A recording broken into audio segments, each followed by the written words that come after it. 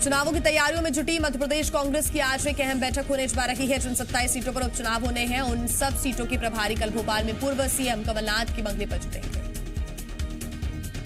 बैठक में 27 सीटों के प्रभारी कमलनाथ के साथ अपने अपने विधानसभा क्षेत्र की सर्वे रिपोर्ट साझा करेंगे, तो वहीं कमलनाथ सभी प्रभारियों को सुझाव और निर्देश देंगे। सभी इस बैठक में पूर्व सीएम के उपचुनाव वाले क्षेत्रों के दौरे भी तय किए जाएंगे। आपको बता दें कि बैठक के बाद सभी प्रभारी अपने अपने प्रभार वाले विधानसभा क्षेत्र में रहेंगे। Madhya Pradesh metro company board की बैठक के बाद नगरीय प्रशासन मंत्री भूपेंद्र सिंह ने कहा कि इंदौर भोपाल मेट्रो का पूरा नया बोर्ड गठित हुआ है और इस बोर्ड में 5 नॉमिनी सदस्य भारत सरकार के होंगे और 5 नॉमिनी सदस्य मध्य प्रदेश के होंगे। बोर्ड का चेयरमैन भारत सरकार का नॉमिनी होगा। भूपेंद्र सिंह ने कहा कि नए बोर्ड के बनने के बाद तेज गति से काम आगे बढ़ेगा। उन्होंने कहा कि इंदौर भोपाल में मेट्रो का काम चल रहा है, लेकिन जो प्रगति होनी चाहिए वो नहीं है, इसलिए नया बोर्ड काम करेगा। मंडी समिति की समीक्षा बैठक में सीएम शिवराज सिंह चौहान ने कहा कि देश की पहली निजी मंडी मध्य प्रदेश में स्थापित करने की कोशिश की जाए और इसके अलावा मंडी के बाहर सारे जांच और ट्रैकिंग नाके खत्म करने और निजी मंडी के लिए संचालक कृषि विपणन को लाइसेंस देने के लिए अधिकार देने के निर्देश दिए। सीएम शिवराज सिंह के निर्देशों के मुताबिक 10 सालों के लिए निजी मंडी का लाइसेंस मिलेगा। बैठक में प्राइवेट मार्केट यार्ड और डायरेक्ट क्रय केंद्र स्थापित करने की प्रक्रिया पर हुई चर्चा। इसके अलावा सीएम ने बिक्री के वक्त ही किसानों को भुगतान करने के इंतजाम करने के निर्देश दिए हैं। प्रदेश के कृषि मंत्री कमल पटेल आज 3 जिलों में बारिश की वजह से फसलों को हुए नुकसान का जायजा लेंगे। कमल पटेल भोपाल से सीहोर और देवास होते हुए खंडवा पहुंचेंगे। इस दौरान वो कई गांव का दौरा करेंगे। सीहोर के क्रिसेंट रिसोर्ट के पास के खेतों का जायजा भी लेंगे। मंत्री कमल पटेल आज देवास के खातेगांव, बागली और सतवास में फसलों का जायजा लेंगे। उसके बाद खंडवा के माधानता इलाके की पामखेड़ी और पुनासा गांव पहुंचेंगे। यहां से कमल पटेल संत सिंगाजी मंदिर में दर्शन करते हुए हरदा के लिए रवाना होंगे। भोपाल में 15 साल के लड़के की आत्महत्या करने से सनसनी फैल गई। मामला शाहपुरा इलाके के बाबानगर का है, जहां लड़के ने अपने घर में फांसी लगाकर खुदकुशी कर ली।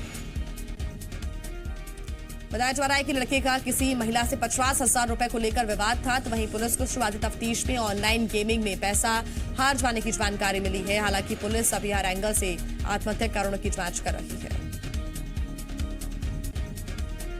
छत्तीसगढ़ विधानसभा के मानसून सत्र का आज तीसरा दिन है। विधानसभा में आज कोरोना संक्रमण की वजह से प्रवासी मजदूरों की वापसी और उनके रोजगार से जुड़ा मुद्दा गूंजेगा और इसके साथ ही शराब बिक्री पर भी विपक्ष ने सरकार को घेरने की तैयारी की है। ऐसे में सदन में हंगामे के पूरे आसार है।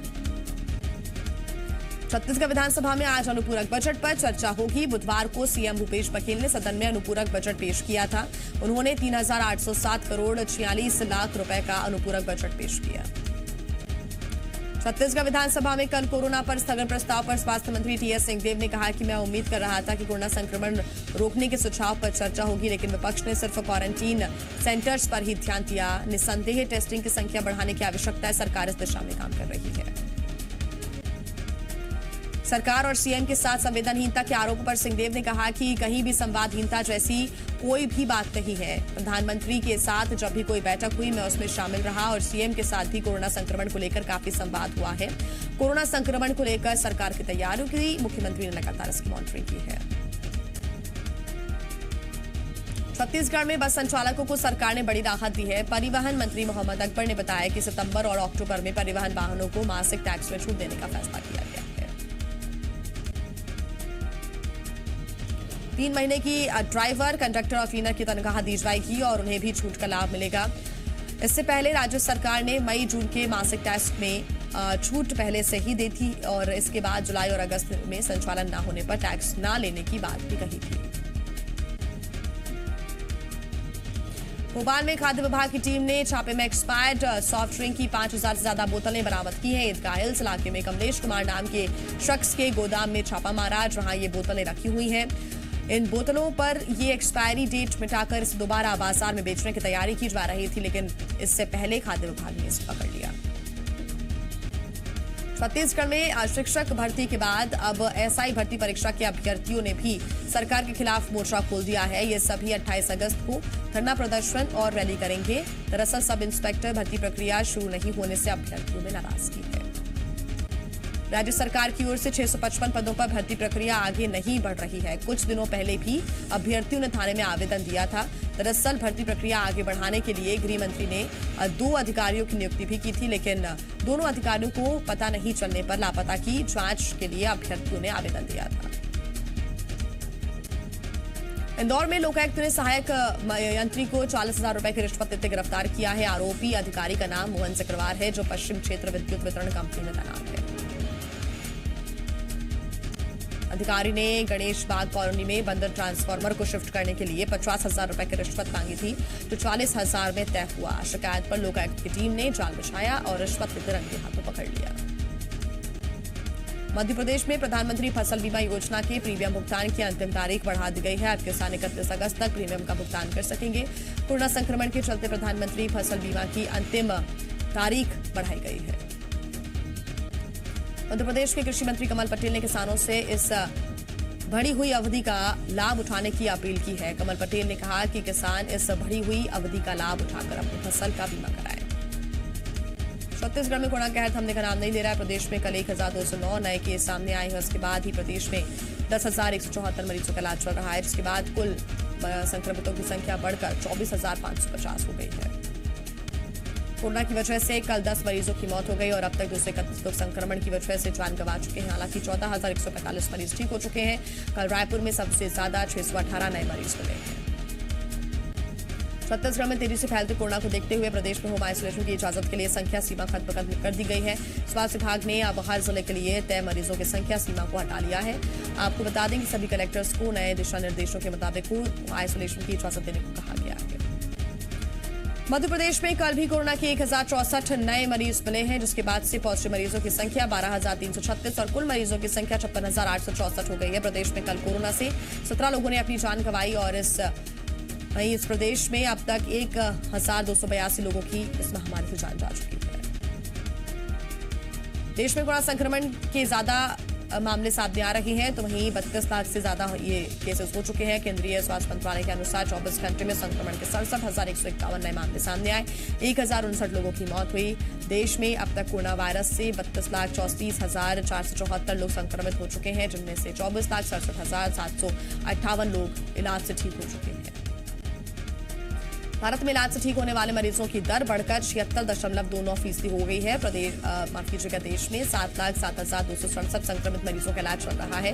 कोरोना संक्रमण से अब तक 59,449 मरीजों की मौत हुई है। 25 अगस्त तक देश में 3,76,00,000 से ज्यादा कोरोना सैंपल के टेस्ट किए जा चुके हैं। कोरोना वायरस के संक्रमण का पता लगाने के लिए दिल्ली सरकार जल्द ही हर दिन 40,000 कोरोना सैंपल की जांच करेगी। दिल्ली में एक हफ्ते से कोरोना के नए मामले ज्यादा मिल रहे हैं। दिल्ली के मुख्यमंत्री ने लोगों से ज्यादा टेस्ट कराने की अपील की है।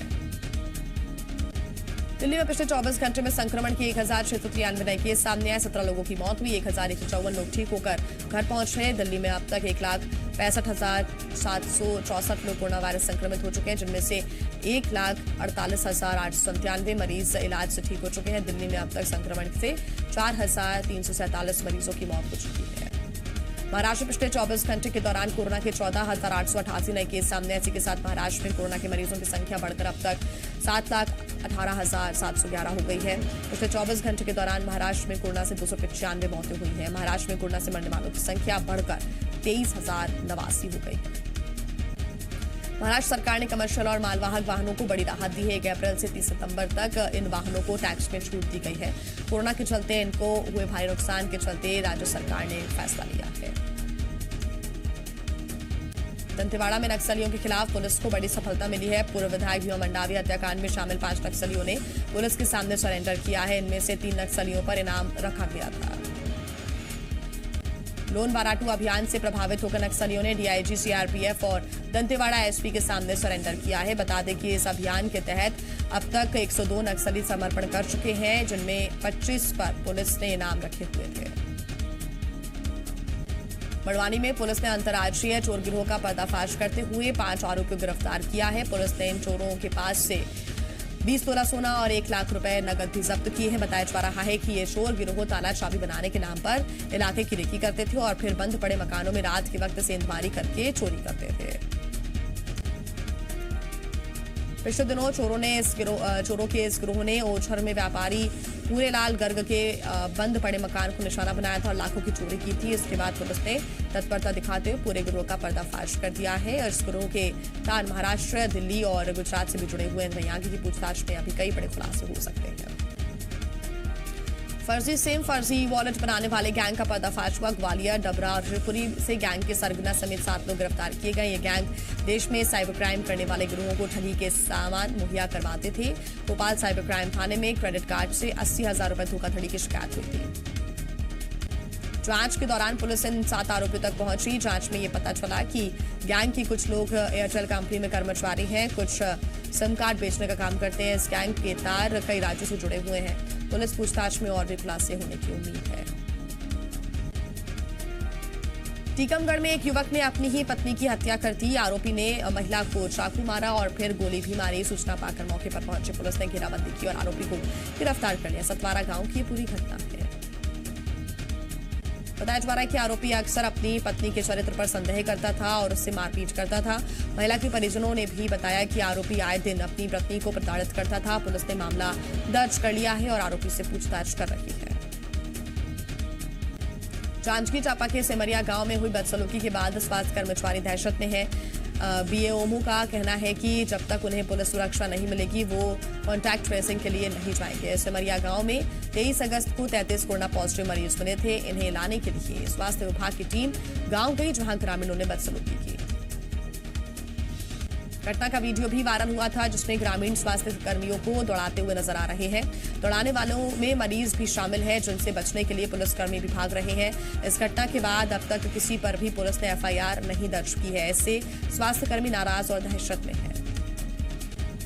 दुर्ग में चोरी की वारदात सामने आई है। यहां सुपेला स्थित एक दुकान को चोरों ने निशाना बनाया। बदमाश शटर तोड़कर अंदर गए और अलमारी में रखे 7,88,000 रुपए लेकर फरार हो गए।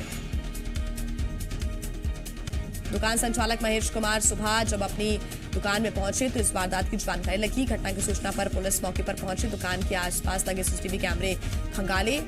बता दें कि 2 दिन के अंदर ये तीसरी चोरी की वारदात सामने आई है। ग्रामीण इलाकों में भी 2 चोरियां हो चुकी हैं। सीहोर में फसल मुआवजे को लेकर किसानों ने अनोखा प्रदर्शन किया। खमलिया गांव में किसानों ने पेड़ों पर बैठकर विरोध जताया। दरअसल कोरोना संक्रमण के कारण किसान ना तो सीहोर कलेक्ट्रेट जा पा रहे हैं और ना ही सीएम से मुलाकात करने के लिए भोपाल जा रहे हैं। किसानों ने बारिश से खराब हुई खरीफ की फसलों को लेकर खेतों में पेड़ पर बैठकर सरकार को जगाने के लिए अनोखा प्रदर्शन किया। किसानों ने मुख्यमंत्री शिवराज सिंह चौहान से निवेदन किया कि हमारी फसलों का सर्वे कराया जाए और हमें उचित मुआवजा दें। ग्रामीणों का आरोप है कि प्रशासनिक अमला हमारे खेतों तक नहीं पहुंचा है और न ही सर्वे कर रहा है। आगरमालवा में अधिक बारिश से किसानों के सोयाबीन की फसल खराब हो गई है, तो वहीं उन्हें अब तक पिछले साल की बीमा राशि भी नहीं मिली है। इससे नाराज किसान हाथों में खराब फसल लेकर कलेक्ट्रेट पहुंचे। किसानों के साथ कांग्रेस नेता भी थे और इस दौरान कुछ महिलाएं अपनी स्थिति बताते हुए रो पड़ी। उन्होंने बताया कि कर्ज लेकर फसल लगाई जो खराब हो गई है। गरीबी की मार तो पहले से ही थी, लेकिन अब फसल को देखकर उनके पति की तबीयत खराब हो गई है, जिसके इलाज का खर्च निकालना मुश्किल हो रहा है। किसानों ने कलेक्टर को ज्ञापन दिया, जिसमें पिछले साल की बीमा राशि देने और इस साल जल्द से जल्द सर्वे कराकर मुआवजा राशि देने की मांग की गई है। सिवनी में जल संसाधन विभाग की संभाग स्तरीय समीक्षा बैठक लेने पहुंचे प्रदेश के जल संसाधन राज्य मंत्री रामकिशोर काबरे से पेज परियोजना के निर्माणाधीन नहर की गुणवत्ता की शिकायत को लेकर कहा कि अब ऐसा नहीं चलेगा। मैं मौके पर पहुंचकर निर्माण कार्यों की जांच करूंगी और यदि अनियमितता पाई गई तो मौके पर ही कार्रवाई होगी। इंदौर में चोरी की वारदात कम होने की बजाय लगातार बढ़ती जा रही है। परदेशीपुरा इलाके में पाटनीपुरा चौराहे पर चोरों ने एक ज्वेलरी शॉप को अपना निशाना बनाया। चोर दुकान से 50 ग्राम के सोने के गहने लेकर फरार हो गए। पुलिस ने बताया कि चोर पीछे के दरवाजे को तोड़कर अंदर दाखिल हुए। छानबीन कर सिर्फ सोने के गहने को ही चुराया। दुकान में चांदी के गहने भी रखे हुए थे, लेकिन चोरों ने चांदी के गहने को हाथ तक नहीं लगाया। इसलिए पुलिस को इस बात की आशंका है कि इस वारदात को किसी परिचित ने ही अंजाम दिया। बहरहाल ये पूरी वारदात सीसीटीवी कैमरे में कैद हो गई है, जिसके आधार पर पुलिस जांच में जुट गई है। बलौदाबाजार में सड़क हादसे में बाइक सवार एक युवक की मौत हो गई, जबकि एक गंभीर रूप से घायल हो गया। डोंगरीगढ़ इलाके में कार और बाइक के सामने की टक्कर हो गई और यह हादसा हुआ। बाइक सवार दोनों युवक बलौदाबाजार से कटंगी जा रहे थे, तभी डोंगरडीह इलाके में सामने आ रही कार के साथ बाइक की जबरदस्त टक्कर हो गई। टक्कर इतनी जोरदार थी कि बाइक सवार एक युवक 4 से 5 फीट ऊपर उछलकर सड़क पर जा गिरा। हादसे के बाद दोनों युवकों को गंभीर हालत में अस्पताल पहुंचाया गया। यहां नवीन नाम के युवक की मौत हो गई, जबकि दूसरा युवक गंभीर हालत में रायपुर के एक निजी अस्पताल में भर्ती है। उज्जैन में गौशाला को लेकर हिंदू संगठन कार्यकर्ताओं ने विधायक पारस जैन को ज्ञापन सौंपा। प्रधानमंत्री मोदी के नाम लिखे गए इस ज्ञापन में कार्यकर्ताओं ने महाकाल मंदिर गौशाला में भूख से गायों की मौत का जिक्र किया और मौजूदा प्रशासन को हटाने की मांग की है। करीब एक हफ्ता पहले 6 से अधिक गायों की मौत की खबर सामने आई थी। हिंदुवादी संगठन कार्यकर्ताओं ने अपने ज्ञापन में प्रशासक को हटाने के साथ साथ अन्य की भी यहां पर मांग रखी थी, जिसमें गौ हत्या के दोषियों पर कार्रवाई करने, मंदिर समिति में काम करने वाले महिला कर्मचारियों को 5 दिन की छुट्टी देने की मांग की गई है। झाबुआ में अनलॉक की प्रक्रिया शुरू होने के बाद भी यात्री बसों के पहिए थमे हुए हैं। बस संचालक और परिवहन विभाग के बीच अब भी सहमति नहीं बन पाई है। बस संचालक टैक्स माफी और किराया वृद्धि की मांग पर अड़े हुए हैं, लेकिन उस पर अभी तक विचार नहीं होने से कोई फैसला नहीं हो पाया। बसों के नहीं चलने से आमजन काफी परेशान। लोगों का कहना है कि निजी वाहन से यात्रा करना महंगा पड़ रहा है, साथ ही दुर्घटना का भी खतरा बना हुआ है। जी मीडिया के खुलासे के बाद घबराई पाकिस्तान की खुफिया एजेंसी ISI दाऊद इब्राहिम से कहा है घर से बाहर न निकले। ISI ने कराची में दाऊद के घर की सुरक्षा बढ़ा दी है। भारत का मोस्ट वांटेड दाऊद इब्राहिम अपने और महवीश हयात के रिश्तों के खुलासे से काफी परेशान है। पाकिस्तान की सभी एजेंसियों के पास अपनी सुरक्षा को लेकर गुहार लगा चुका है। जी मीडिया ने महवीश हयात के संबंध में दाऊद से होने का खुलासा किया, जिस पर पहली बार महवीश हयात ने अपनी चुप्पी तोड़ी। ट्वीट कर पाकिस्तानी अभिनेत्री ने इन आरोपों का जवाब दिया। महवीश ने कहा, मेरे खिलाफ जो गलत आरोप लगाया जा रही है, मैं उन बयानों को महत्व नहीं देना चाहती। मैं उनके एजेंडे को जानती हूँ। पुलवामा आतंकी हमले पर NIA चार्जशीट दाखिल होने के 24 घंटे के भीतर ही जी मीडिया ने खुलासा किया कि हमले का मास्टरमाइंड मसूद अजहर पाकिस्तान में ही मौजूद है। इतना ही नहीं, मसूद अजहर पाकिस्तान सरकार की देखरेख में अपना आतंकी संगठन जैश ए मोहम्मद चला रहा है, जिसे पाकिस्तान में कहीं भी आने जाने की मनाही नहीं है। JEE और नीट परीक्षा को लेकर देश और विदेश के 150 से ज्यादा शिक्षाविदों ने PM मोदी को पत्र लिखा है। पत्र में कहा गया है कि मेडिकल और इंजीनियरिंग प्रवेश परीक्षा में अगर और देरी हुई तो इससे छात्रों का भविष्य प्रभावित होगा। इन शिक्षाविदों ने परीक्षा को लेकर विरोध कर रहे राजनीतिक दलों को भी आड़े हाथों लिया है। कोरोना महामारी के हालात को देखते हुए नीट और JEE की परीक्षाएं स्थगित करने की मांग का समर्थन करते हुए विपक्ष शासित प्रदेशों के 7 मुख्यमंत्रियों ने फैसला किया कि वे इस मुद्दे पर संयुक्त रूप से सुप्रीम कोर्ट का रुख करेंगे। DMK और आम आदमी पार्टी ने भी कोरोना संकट के समय इन परीक्षाओं को स्थगित करने की मांग का समर्थन किया है।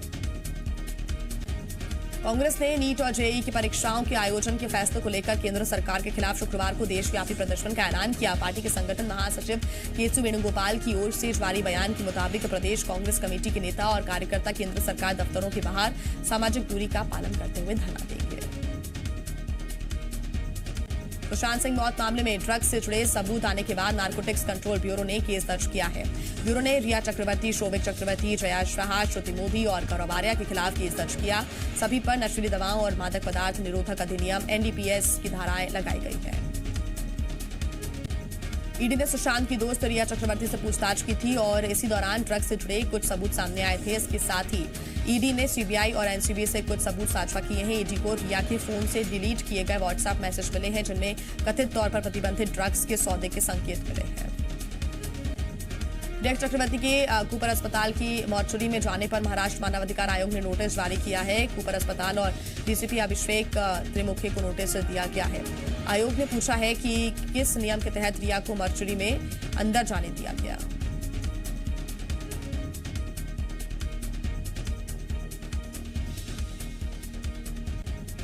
रिया के ड्रग कनेक्शन पर अभिनेत्री कंगना रनौत ने सवाल खड़े किए। कंगना ने ट्वीट कर कहा, नारकोटिक्स ब्यूरो बॉलीवुड में आया तो कई नामी हस्तियां सलाखों के पीछे जाएंगी। इनका ब्लड टेस्ट हुआ तो लोग चौंक जाएंगे। कंगना ने सुशांत की मौत के बाद सबसे पहले नेपोटिज्म को मौत की वजह बताया था।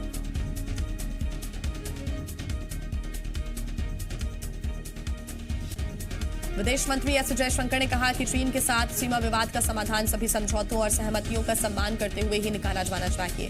विदेश मंत्री ने इस मुद्दे पर भारत का रुख स्पष्ट किया। एस जयशंकर ने इस समय के लद्दाख के हालातों को 1962 के संघर्ष के बाद सबसे गंभीर बताया है।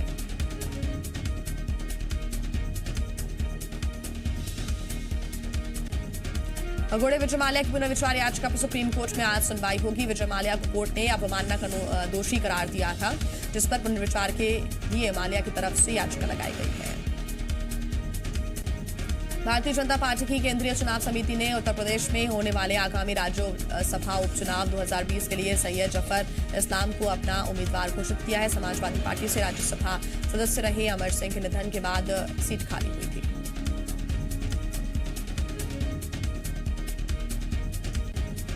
मौसम विभाग ने मध्य प्रदेश के 6 जिलों में भारी बारिश होने का अलर्ट जारी किया। राज्य के अधिकांश हिस्सों में भारी बारिश होगी। उमरिया, कटनी, जबलपुर, पन्ना, दमोह, सागर जिले में ऑरेंज अलर्ट जारी किया गया। वहीं छत्तीसगढ़ में भी कई जिले रेड अलर्ट में शामिल किए गए हैं। मौसम विभाग के मुताबिक उत्तराखंड में 30 अगस्त तक बारिश होने की संभावना है। इस दौरान देहरादून, हरिद्वार, पौड़ी, टिहरी, चमोली, पिथौरागढ़, नैनीताल और बागेश्वर जिलों में कहीं कहीं तेज बारिश की आशंका है। 29 अगस्त को पिथौरागढ़, नैनीताल और बागेश्वर जिलों में भारी बारिश की आशंका व्यक्त की गई है। उड़ीसा के केंदुझर में वैतरणी नदी का जलस्तर लगातार बढ़ता जा रहा है। नदी खतरे के निशान से ऊपर बह रही है। एक हफ्ते से हो रही बारिश की वजह से कई इलाकों में पानी भर गया है। कई गांवों का संपर्क मुख्य मार्गों से कट गया है। ओडिशा के जाजपुर में लगातार हो रही बारिश से अब बाढ़ जैसे हालात बन गए हैं। जाजपुर जिले के कलिंगा नगर में भारी बारिश से जगह जगह पानी भर गया है। यहां लगातार 2 दिन से बारिश हो रही है।